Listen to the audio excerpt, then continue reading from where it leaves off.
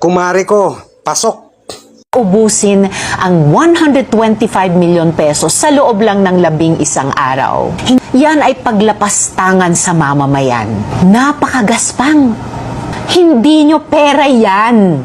Ang OVP, hindi man lang umabot sa 2 linggo. Saan nyo dinala ang pera?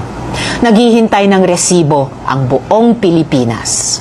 Ayan, malinaw. Sabi ng kumari ko, naghihintay na daw ng resibo ang buong Pilipinas. Pero ito yung pagmumukha niya nung hindi pa niya natira yung pira ng PhilHealth. Pakinggan si Erwin. Sige nga, Senador Ronquillo, sagutin mo nga, ma'am.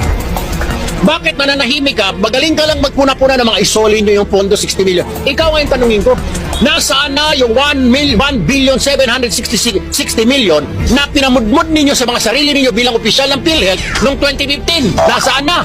Ipinapasoli na sa inyo ng COA, subalit hindi pa ninyo